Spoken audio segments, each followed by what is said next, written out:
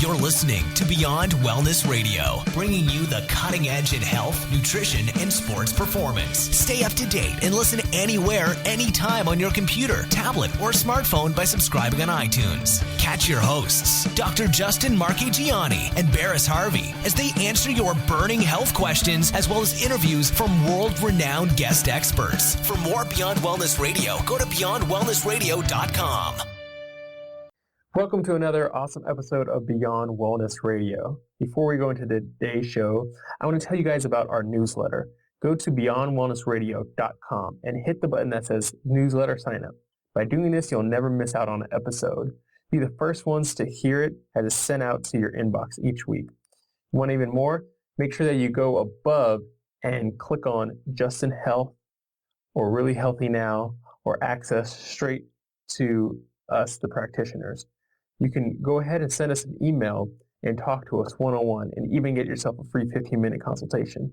Dr. Justin even has a free video series on how to fix your thyroid. So with that being said, thank you guys for listening to another episode and coming on. How's it going, Dr. Justin? Barris, it's going great, man. How are your holidays? How was the new year? It went awesome. Got some new clothes, some new jeans. I'm looking a little dapper, so I appreciate that. Shout out to my mom for that. How's it going? How was your holidays? Holidays were great. Very good. Restful. Got a little bit of a cold just kind of leading into the holiday, but I was got back on my immune boosting protocol, and I was able to get over it in just a few days, and I'm definitely better for it. I mean, most of the conventional solutions for getting a cold, really, there aren't much. I mean, there's either get a flu vaccine ahead of time or Tamiflu for the most part. But there's a lot of nutrients in the natural medicine realm, and that probably is a good podcast that we should do maybe next week. We'll add that to the queue. Yeah, we'll definitely add that one. Matter of fact, I'll write that down right now. Immune. All right. So I know one thing for me was I actually did really well when it came to sickness. I know a lot of people got sick because the weather and oftentimes it might not even been the weather. It might be because they're staying inside more and all that dust accumulates and whatnot. I stayed pretty healthy. The thing that I messed up is I didn't eat that great, and that's what I started feeling like.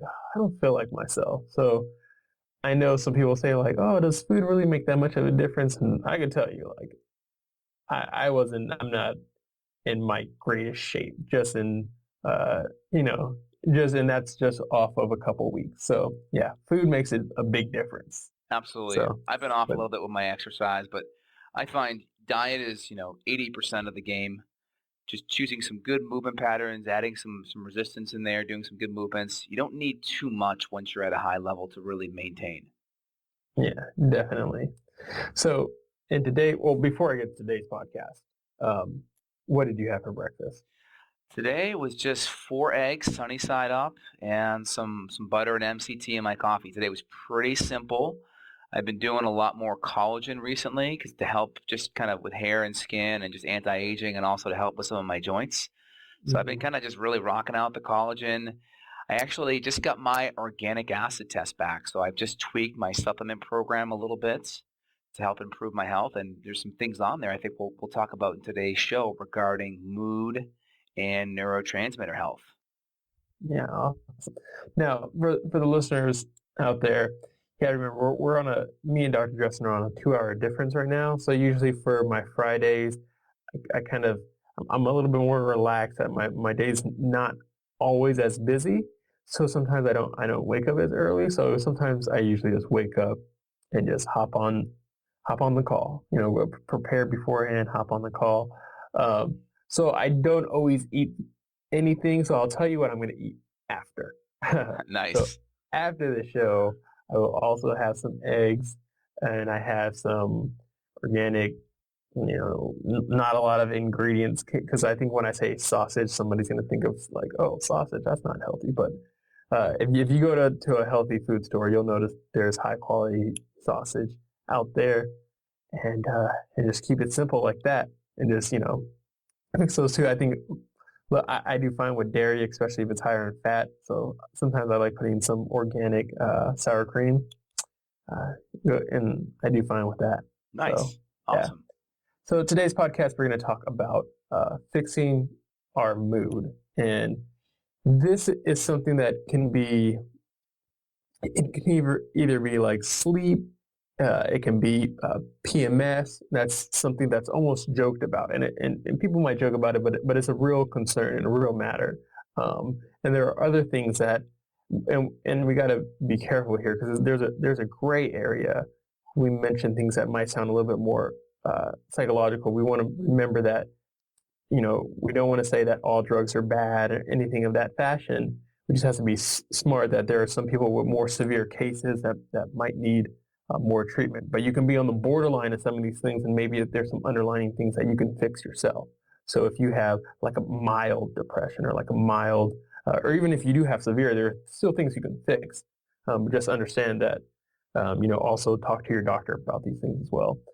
So if you have like some depression issues or some obsessive overthinking, anxiety, today is the show for you. And make sure you consume as much of this knowledge that you can, and because when your mood is off, it kind of changes who you are. And I've noticed myself like not get enough sleep and become irritated, and all of a sudden like that's not me. I don't want to be mean to other people. So, and I'm pretty sure you've had that every once in a while, Dr. Justin, where you don't get enough sleep and maybe you ate something bad and all of a sudden someone's like, whoa, like that's not you. And you're like, oh, I'm sorry. That's totally not how I act. Exactly. So when we deal with these issues, we have foundational principles, right? These are things that we cannot ignore these if we want to feel good and have a good mood. So you kind of already alluded to it, sleep. Sleep is ridiculously important because sleep actually helps us have good sensitivity to blood sugar.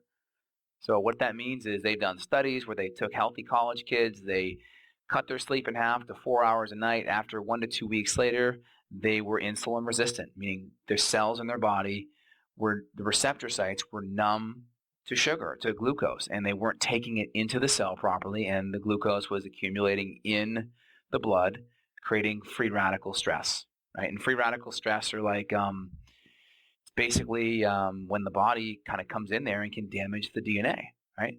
Mm-hmm. So it's when the body can chip away and chip away at the electrons, essentially. Oxidation is nothing more than a loss of electrons, and that creates damage to the DNA.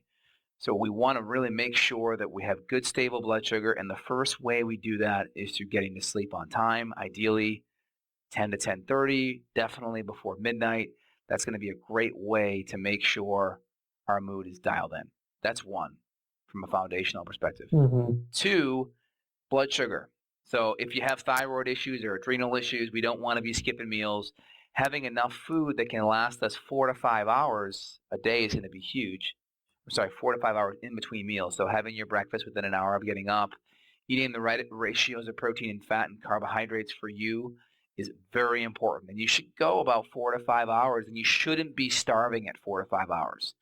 So those are some really key foundational principles: blood sugar and sleep. Do you want to add to that, Barris? Yeah, that's something that we should always make sure that we have down as a basic borderline. If your blood sugar's off, that's an easy way to get irritable if you're not sleeping enough. Those are, I guess, basic foundational things that you want to mention. So as long as people know that, hey, make sure you're getting enough. If those two things aren't on point, any of this other stuff we're going to talk about is just minutia at that point, right? Exactly. And regarding all the blood sugar stuff, most people are kind of brainwashed regarding blood sugar. Oh, if my blood sugar drops, like eat a candy bar or something, or like have some candy. Like that's not what we're talking about here. Yeah. So I use a lot of analogies, and I think you do as well with your practice and with your patients. But I always tell patients, imagine you got a campfire in front of you, right? You want that campfire you want to ignite that fire, but you want it to stay lit for a while so you don't get cold, right? And just think of the heat from the energy is like the heat from the fire is analogous to your energy throughout the day and in between meals. So for the most part, the logs on the fire are going to be really important. So the logs are like the protein and the fat. And by protein, we're just going to go out there with the assumption organic, high quality, grass-fed meat, chicken, fish, beef, skin on, good quality fats from like grass-fed butter, ghee, coconut oil, tallow, beef, things like that. So that's kind of already lumped into when we say protein and fat, the quality is already built into that. So those are like the logs in the fire. And if anyone's lit a fire before, they probably know they maybe use a little bit of kindling. And some of that kindling may be some paper. Now that paper, in real world terms, may mean maybe some low glycemic fruit, berries, things of that nature. Or maybe it's some vegetables. Maybe it's some vegetables like broccoli or spinach, right? And then sometimes we have things like gasoline that we use in the fire, and that may be like sugar, refined sugar, or even alcohol.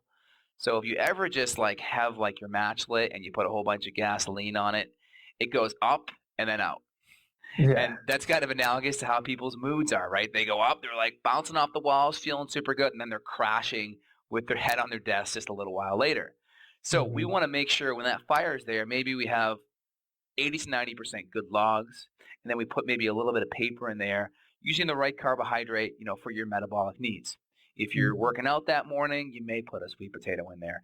If you're trying to lose weight or you're trying to, eat according to healthy thyroid and adrenal function, you may go lower carb in the morning and ramp up carbs later in the day. Kind of like an adrenal reset diet where you go higher carbs at night when cortisol is lower, and you maybe go lower carb during the day when cortisol is higher. So that's kind of a good analogy there. And just think when you light that fire, right, the logs are like the proteins and fats, and maybe the kindling is like some of the carbohydrates, and just choosing the right kindling that's appropriate for your metabolism.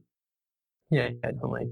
So that sounds great. You also did a podcast on blood sugar in the past as well. So I'm going to advise all you guys out there to search that one up. I can also put a link in there as well on that. We talked a lot about different supplements that you can take or foods that can help with helping your blood sugar and what different cravings mean and how to kind of fix these, because low blood sugar, you're going to end up being stressed out and cranky and irritable and have a headache. So Absolutely. No good. Yeah, no good. We mentioned making sure that our diet's right, avoiding the sweet foods. And could there also be some specific foods that just might throw people off? I know some people just don't do good with caffeine. Some people might be allergic to certain foods. What are just some certain foods that are just like no-nos for people? Well, of course, we have like foods like gluten. And for the most part, I kind of reverse the effects on gluten, where gluten is guilty till proven innocent, because there's such a majority of people out there that will benefit from cutting gluten out. Yeah. The fact that gluten is a nutrient poor food, it's inflammatory, it doesn't have the nutrients in it we need, it can spike our blood sugar, it can also create leaky guts, and then also it's highly refined with folic acid, which a lot of people don't have the MTHFR gene, so then they convert folic acid. They can't convert it, and it can be precancerous. So there's so many reasons to cut out. Why not to eat it versus to eat it, right? So a lot of people are like, oh, well, you're just being a zealot, not everyone's gluten sensitive. In my experience, the majority are gluten sensitive. So if I err on the side of cutting it out and keeping it out, then I'm going to help more people than I hurt from that perspective. But from the other perspective, the foods you eat on a continuous basis should be nutrient dense, low in toxins, and anti-inflammatory. And gluten gets a failing grade for all of those categories. And then we add on the whole folic acid thing and the MTHFR SNP. We'll have to save a podcast specific for methylation and MTHFR. But most people can't convert, whether they're heterozygous MTHFR or homozygous, meaning one gene or two genes. They're going to have a hard time converting folic acid into active folate or MTHFR folate. So gluten's going to be a big boy there. Any other foods you can think of? Any anti-inflammatory foods or? Well, anything omega-6 fatty acids, refined vegetable oils, trans fats, refined sugars. What sugars are going to do? The reason why sugars are so addicting is because when we spike up insulin, because insulin gets spiked up because of sugar. So insulin's kind of there to help pull all that sugar into the cells. And so for the first part of that, when you're eating some protein and a whole bunch of sugar, it's going to shuttle as much sugar into the cells and into the muscles. What happens is 5-HTP or tryptophan and L-tyrosine tend to have an affinity to cross the blood-brain barrier faster while all the other proteins are being shuttled into the muscle and into the cells. So what happens is we get this huge rush of serotonin and dopamine being converted in the brain because L-tyrosine and 5-HTP, we'll talk about this, but they are amino acids. Mm-hmm. And all amino acids, let me say it another way, all neurotransmitters are actually made from protein and amino acids. So all the protein is, imagine a pearl necklace, right? The pearl necklace is the protein, and all of the pearls connected to the necklace, those are like amino acids. So a string of pearls together, each individual pearl will be an amino acid, and then the whole necklace as a whole will be the protein. So all those amino acids, they actually make up our neurotransmitters. And neurotransmitters are the little cellular communicators that go in between neurons. So like if take kind of give you an analogy here, make a fist, make two fists, a fist with your left hand and a fist with your right hand, and kind of put your knuckles like they're going to touch each other right in front of your body. So your knuckles are meeting right in front of your sternum, and pull them apart just about an inch or two. So your left knuckle would be like the presynaptic neuron. That's where the action potential or the current, the nerve conductivity flows down. The space between your left fist and your right fist is called the synaptic cleft or the presynaptic space. That's where a lot of the neurotransmitters accumulate. And then the right hand or the right fist would be the postsynaptic neuron. So again, the currents flowing from the left fist.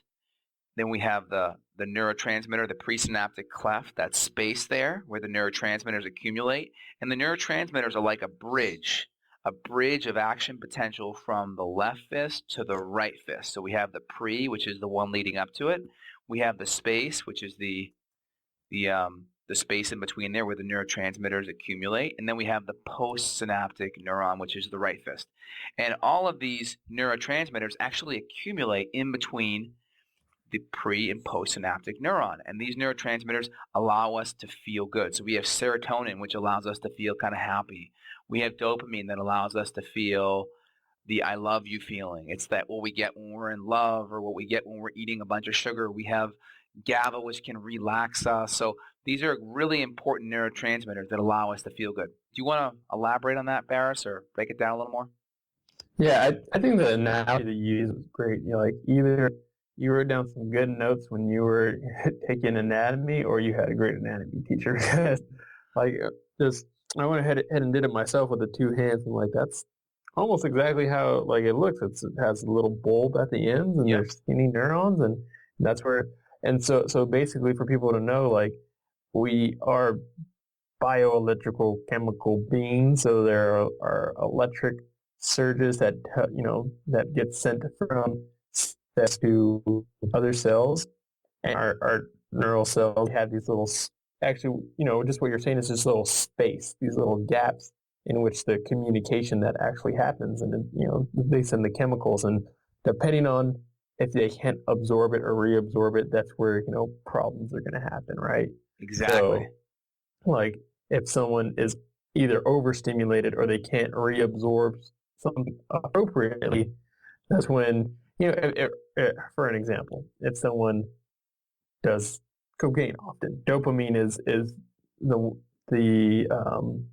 it's gonna shoot out very often, right? And it keeps it in that rather than getting reabsorbed, it keeps it in that synaptic cleft. Exactly. And it's overstimulated, and that's why people feel amazing. I hear, I've never done it before, but I hear people feel amazing, and that's probably why it's extremely addictive. Not to the same level, but that kind of happens with sugar as well. So I'm not saying that sugar is cocaine, but there is a similar mechanism, and that's just why, sometimes your sweet tooth wins the battle when it comes to your willpower. So, well, also from that standpoint, there have been studies where they fed rats. Rats had a chance to choose cocaine or Oreo cookies, and they found the rats were choosing the Oreo cookies over the cocaine, and they found the same areas of the brain that were being lit up with the cocaine use were being lit up with the Oreo cookie use. Mm-hmm. So at the same standpoint, one is just, more societally accepted than the other, right? Mm-hmm. We Yeah. don't look too, friendly on, drug abusers in society.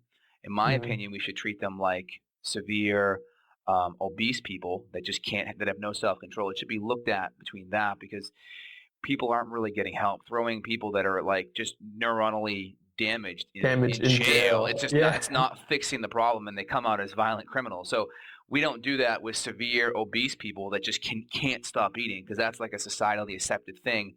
But what happens is the same parts of the brain are being lit up. And Mm-hmm. what we're doing with food, what we're doing with what we're doing with cocaine to increase dopamine, what we're doing with SSRIs or all these drugs, they have one thing in common, and that is they are changing the location of where these neurotransmitters are. So again, left fist, right fist, the in-between space, that's where the neurotransmitters accumulate. What they're doing is they're taking all of the neurotransmitters that are stored up in this left fist, and they're bringing it out into the middle. Now, here's where it's interesting. When we change the location, when we pull these neurotransmitters out of that left fist and we put it in between in the middle, we get that really good feeling. But the problem is, the longer they stay outside of the fist and in this space, they break down faster. So let me say it Yeah. again. Most habits that are drug induced or sugar induced, or let's say it's like CrossFit extreme exercise induced, or like jumping out of airplanes, any type of like crazy addiction that's bringing you negative results in your life, that's just changing the neurotransmitter location. And the more you rely on changing the location, the faster these neurochemicals break down, which sets you up for long-term destruction, because then the amount of neurochemicals that are there drop, and those neurochemicals can't carry the signal from the left fist to the right fist, or for the science junkies out there, the presynaptic neuron to the postsynaptic neuron. And that's important. So in functional medicine world, we want to work on things that don't just change location, but actually build up the amount of neurotransmitter in that location. Mm-hmm. Because that's when you start to get things. That's where it starts to get insensitive, right? Or it's not communicating the signal strong enough, and all of a sudden, um, what used to be, super powerful, now the only way you get happy is with cocaine, because nothing is strong enough to to have that feeling, right? Exactly. It's like those Einstein balls. So like Mm-hmm. if you ever see them in the museum or on like, cool little places, they have like these little balls that like swing and like hit a ball, and the other ball kind of goes up the exact same place, and it kind of swings back and forth and hits. So if you're Mm-hmm. on Google Images, just type in Einstein balls and you know what I'm talking about. But imagine that first ball hitting and that second ball barely moving. Like that's what happens if there's not enough neurotransmitter in between that left fist or that right fist. And most of the drugs, let's just break down a few drugs like Celexa or Lexapro. These are selective serotonin. That means they're working on increasing serotonin in the synapse. Reuptake inhibitor. That means it's blocking the body's ability to pull it back up into the presynaptic neuron or that left fist. And then you Mm-hmm. look at other drugs like Wellbutrin, that's going to be more of a dopamine inhibitor. And there are other drugs for migraines that are norepinephrine inhibitors. So a lot of these drugs work on just blocking the uptake, which in essence changes the location of where these chemicals are. Mm-hmm.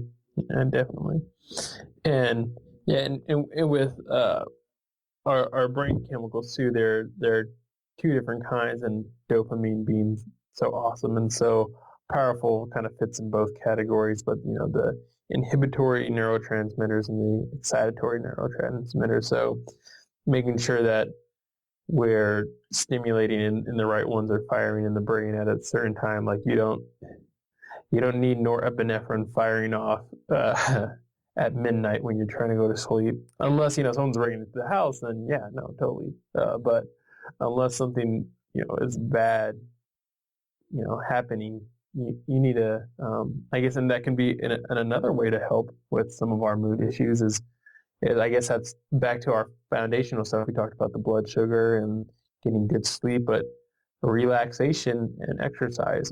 Exercising is a healthy way to, one, get your body moving, get the hormones push in the right direction, but also it might not always feel good when you're doing it if it's hard, but you feel really good after, and you get really good sensation, and you're kind of fixing some of your neurotransmitters, but also making sure that regular relaxation, if you're stressed out all the time, if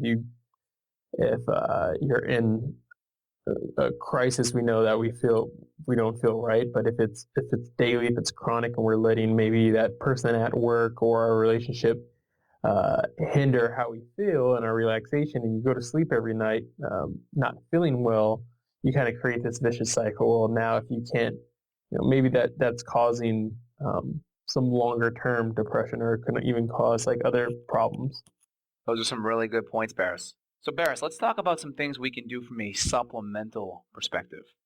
Yeah, that'd be awesome. And real quick too, just for some resources that people might want to know about right before we hit into the supplements that I know you're gonna just wow people. The if I can speak English, the mood cure by Julia Ross, right? and also Change Your Brain, Change Your Body by Dr. Yeah. Yep. So those are other great resources. But you'll go ahead and knock some supplemental advice to our listeners. Absolutely. Very good. So it really depends on what the problem is, because a lot of hormones actually are natural kind of reuptake inhibitors. So for instance, females, especially if they have PMS or any mood issues or disruption in their cycle, for instance, you really want to make sure the hormones and the adrenals are working. So if a woman has PMS or has issues with progesterone in the second half of the cycle, which most female hormone symptoms have to do with the combination of estrogen dominance, which has to do with progesterone being lower than its ideal ratio in relation to estrogen. Typically, there should be like a 23 to 25 time more amount of progesterone to estrogen, and when it drops in that ratio, we can start having symptoms. We can start having excessive bleeding. We can start having moodiness. We can start having breast tenderness. So all of these things can easily be fixed by getting the adrenals and the female hormones working again. Now, on that note, we talked about blood sugar and sleep earlier. If you don't make those changes to sleep and blood sugar and stuff, you will never, ever, ever, and I hate using absolutes, but for the most part, I think this is true, and I think you'd agree. If you don't get the blood sugar and the sleep on track, you will never be able to get the hormones on track, no matter how fancy a supplement program we make. Yeah, definitely. You can't sleep 4 hours a night and eat candy all the time and then take a pill. It's not going to work that way. Exactly. So with most females, for instance, we really want to make sure that we get the hormones dialed in. And the adrenals are going to be an important component of that. So that's going to be one of the most important parts right there. And also, if a woman has low progesterone that second half of the cycle, they're going to be bleeding excessively. And when they bleed excessively, then they're going to be low in iron. And if they're low in iron, they're not going to be able to carry oxygen properly, which then we're not going to be able to have aerobic metabolism when we're burning fat and oxygen for fuel efficiently. And then iron's needed to make thyroid hormone as well. So it's like this vicious cycle.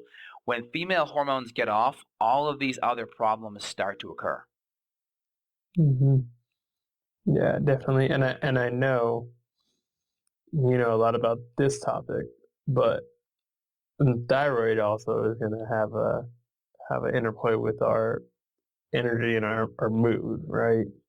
You're not, Exactly. you feel lethargic. You're probably not the happiest person in the world. Exactly. So that kind of leads us into the next thing. We have kind of our hormone centers. We have ATF for females and ATM for males, meaning adrenals, thyroid, male hormones, or adrenals, thyroid, and female hormones.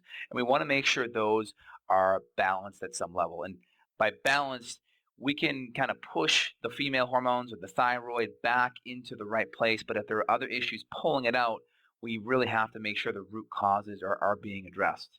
Mm-hmm. So on that note, looking at thyroid is important. They did a study where a third of people who were depressed, they found had low thyroid function, and when they just got their thyroid fixed, depression was gone. So a lot of mood issues can be fixed just by getting the thyroids or getting the adrenals or getting the female hormones working better. So that's why, you really don't want to have like a symptom-based approach. You really want a systems-based approach, because if you look at the systems that are out of balance and you just start nudging them back into balance, and you make the diet and lifestyle and sleep changes along with it, half of those people with mood issues are going to be fixed off the bat. Yeah. Okay. A real big one that we hear often, and I think we talked about, we might have talked about this before, so I'm going to go ahead and look it up and link it if necessary. But PMS, that can really throw off some women. I know one thing that I notice a lot with the women in my life that have had that, they also sometimes have heavy cycles and end up being anemic or need to watch their iron. Is iron something that could interplay with like PMS, or what are some other things that a woman can do if she has PMS? So off the bat there with PMS, you really want to get to the root cause. So the blood sugar and the sleep is kind of really important. The adrenals are really important. With some patients, depending on their progesterone, we'll use a cyclical augmentation program where we actually modulate and give small amounts of progesterone during the second half of the cycle to really get the progesterone levels back on track. Yeah. Now, once that kind of gets on track, we also see that the bleeding becomes less. And we Yeah. can even use herbs such as chaste tree or Vitex agnus. We can even use estrogen modulating herbs like dong quai or black cohosh and such to really help kind of modulate those things. And remember, these hormones actually have an effect on the reuptake of neurochemicals. So we kind of already talked about how when we block the reuptake of neurochemicals, that may be a bad thing. But if we're blocking the reuptake by just restoring normal physiology, that may not necessarily be a bad thing, because we're just trying to push the body back into balance. We're not trying to use hormones or supplements like a drug. We're trying to use them to push normal physiology back. And if those hormones help and provide enough blocking activation to make the person feel better, well, the issue may have just been the hormonal imbalance driving that neurochemical imbalance, and that neurochemical imbalance is restored to normal function. So maybe it's just the hormones that are actually causing the reuptake issue. Like monoamine oxidase, or MAO, is a specific drug out there. Now, if we can do something via natural means, it's always better, because natural means tend to have more, how should I say it? They have more homeostatic mechanisms involved. So there's more sensors, if you will, to make sure things are working properly. When we use a drug, there's just one objection. It's to block an enzyme or to inhibit some type of pathway, and there aren't quite as many feedbacks letting things know that, we're in balance. Yeah, it could just be like fixing one specific thing, but the It's body like doesn't. whack-a-mole. Yeah, Like exactly. whack-a-mole. You The pop one body's like, down, another one comes up. yeah, like, okay, why did that happen? We don't know. Yeah. Exactly. Whereas, you eat a food and there's so many different chemicals and signals in there, and helps boost a certain area, but it also just like works in rhythm with your own body. Exactly.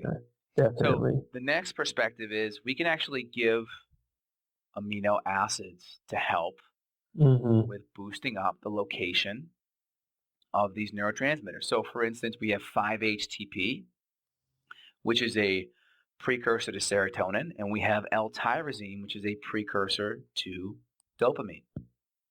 Now, when we do this with a lot of patients, I recommend using 5-HTP over L-tryptophan, because there's an enzymatic regulation where you only can make so much serotonin from L-tryptophan. With some people that may have damage or may need higher amounts than normal, you want to use 5-HTP, because you're not going to have that that capacitor, or that what do they call it when it prevents it from getting higher? They have it in cars, for instance, to prevent the engine from going too hot. I forget the term. It'll come to me in a minute there, but it's basically preventing the transmission and the conversion of serotonin. But if you use 5-HTP, I'm sorry, that term is governor. If you have a governor on something, the governor prevents it from going too high. So the governor is taken off when you're given 5-HTP. So you can actually get higher levels of serotonin than if you just gave L-tryptophan instead. So I like 5-HTP. The key is we have to give it with B6. That's really important. We need B6 to actually help convert 5-HTP to serotonin.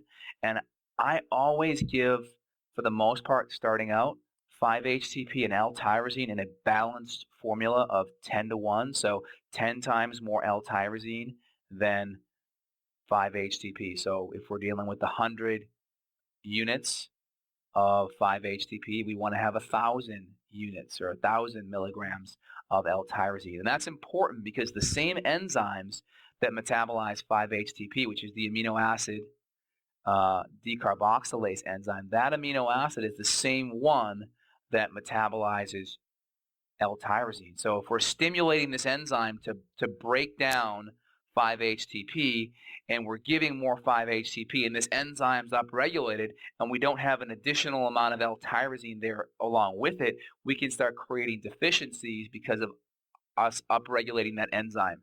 So you always want to give these long-term, right, more than a month or two. You want to give them in conjunction and ideally with B6 and ideally being on other good multivitamin with B12 and folate and all the other nutrients is kind of there as a blanket to make sure that there's no nutrients that are missing for neurotransmitter metabolism. Yeah, definitely. That sounds good. I know that that some people do really good with the 5-HTP, like you mentioned, and whether that be in a smaller dose or a larger dose of L-tryptophan. But also, there are some people that do really well with the GABA, the gamma aminobutyric acid, Right. which is that natural tranquilizer like chemical, which kind of relaxes us and loosens us up, kind of. And I know I've used it before in the past as well. So I've actually taken, I think it's Source Naturals, but they had this like theanine serene, which had like had a little bit of GABA and theanine, and I think some magnesium and some other natural herbs. It was really nice. I forget the formula off the top of my head, but tell us a little bit about GABA and how that can help with sleep. So GABA can be helpful. This is kind of a controversial school of thought. So Yeah, I'm a big fan of Marty Hinz. He does a lot of research on neurotransmitters. Basically, he's like the catch-all guy that neurotransmitters can fix everything. And in the functional medicine world, we want to be careful of absolutes. I think neurotransmitters can be a real powerful tool in your tool belt to address any type of mood-related issue. But I think we also need a good functional medicine model where we don't, throw the baby out with the bathwater. So I think it's important. So on top of GABA, if you look at Marty Hinz's type of perspective, he says that dopamine and serotonin are going to be the master regulators of GABA, meaning that if we work on dopamine and serotonin, the GABA kind of takes care of itself, if you will. Now, on that note, I've seen patients that do well with GABA. But on the same standpoint, you talk to other people like people that are in Dr. Karazian's camp, they'll say that GABA cannot cross the blood-brain barrier. It is too big. It's too large. The research papers say this. And the only reason why you'd have an effect with GABA is because you have a leaky gut / leaky brain. And then the GABA is passing in there and having that type of an effect. Now, personally, myself, GABA does nothing to me. I have had a lot of patients where it's done nothing, and I've had some where they swear by it. So is that true or is it not? Well, it's hard to say. And with so many people having leaky guts, maybe there's more people out there that have leaky brains than we think and potentially benefit from GABA. But I like Hinz's school of thought that we really want to deal with the master neurotransmitters because a lot of times when we deal with the masters, everything kind of gets put back in balance, taken care of. Exactly. Yeah, definitely. Sounds good. That sounds good. And I know that there's a lot of stuff when it comes to all these things. And we talked about making sure we get the basic functional, make sure you get to sleep, make sure you relax, make sure you have a healthy mood and your blood sugar is regulated. I mean, some other functional stuff, anti-inflammatory diet, making sure your vitamin D levels are in check and, you're taking your fish oil. And there's a lot of specifics. So for people that might have a specific question, I urge you to go to beyondwellnessradio.com, and we have a tab that says questions. You can leave us a question. You can click on the tab that says Justin Health and contact Dr. Justin for a one-on-one consultation. If you want to look further into this, you can also contact me as well. So yeah, you want to go ahead and add some more? Yeah, absolutely. So we also look at some of the neurotransmitter conversion with dopamine. And according to Dr. Dan Kalish, who's done thousands of neurotransmitter testing with DBS Labs, he's found that most people tend to be dopamine dominant, or sorry, dopamine deficient, meaning they actually need more dopamine. So when we look at dopamine, we're thinking L-tyrosine. That's going to really improve dopamine conversion. Now, if we're doing this whole 10-to-1 ratio, that's a good starting point, right? Maybe 100 milligrams of 5-HTP to 1,000 of L-tyrosine, maybe bringing that up to 300 milligrams 5-HTP to 3,000 L-tyrosine. That's a good place. We also need sulfur-based amino acids for healthy conversion of dopamine. Okay, what that means is this. We have dopamine that gets converted from L-tyrosine, and that dopamine that goes from L-dopa to dopamine, and then it goes to norepinephrine. And norepinephrine, to have that conversion from dopamine to norepinephrine, we need some certain nutrients there. All right, so norepinephrine to go to epinephrine needs sulfur-based amino acids. And there's two main ones that you could use, SAMe or methionine or cysteine. So cysteine's a pretty rare one. Dr. Hinz uses cysteine. I use L-methionine instead because it's a little bit more cost-effective than SAMe. SAMe's pretty expensive. So I'll use L-methionine with patients instead. And L-methionine will really help with that conversion of norepinephrine to epinephrine, right? So one more time, right? We need dopamine to go to L-dopa. L-dopa then goes to norepinephrine. And then to get norepinephrine to epinephrine, we need the sulfur-based amino acids. And that's where SAMe, cysteine, or L-methionine. And I urge you not to use NAC. The research has been kind of on the fence about this, but most people just say, hey, NAC is not going to be what you need to make that conversion. I think you're just better off from a cost-effective perspective to go with the methionine anywhere between 1,500 milligrams to 3 grams or 3,000 milligrams is a good way to go. Yeah. And so you would probably recommend not using like L itself as a supplement and using the precursors instead, correct? So regarding using pure L-dopa, it's possible. There are things such as macunapurines or velvet bean where you can extract L-dopa directly from that, which is actual L-dopa. Now that's really interesting. I've had an experience using L-dopa. I don't recommend using that unless you are working with a practitioner. I used it and I literally felt like I was incredibly spacey. Felt like I was walking around drunk. Like it was a terrible experience. And I'm like, all right, I'm going to do this. This is like 5 or 6 years ago when I was like in the middle of finals and studying for a really big exam. And I'm like, I'm going to boost up dopamine because dopamine helps with focus. And I just overdid it. And it was terrible because I could not study the whole day because I felt so spacey and I felt like I was drunk. So I said, all right, this is a lesson learned. So I strongly recommend you do not use L-dopa unless you are working with a trained functional medicine physician. Yeah, I know that. I forgot when I first saw it, I've never used it myself, so I can't really give my 2 cents on it. But I remember, probably like a long time ago when I was just looking for stuff for like workout supplements, and it was like supposed to help with boosting testosterone and whatnot. And that's when I first. But after researching it, it might do a little bit of that, but it's more so with the dopamine like response. But yeah, you don't want the opposite like effect. You got to be careful with what you supplement with. Exactly, and this whole sulfur-based amino acid cascade, adrenal fatigue, right? Where we're hyper secreting, or maybe it's fatigue where our cortisol is actually bottomed out. We're also going to be kind of whipping the tired horse of adrenaline or norepinephrine to epinephrine. So that's going to be low as well. So that's why adrenal fatigue is really important to helping to fix this whole pathway.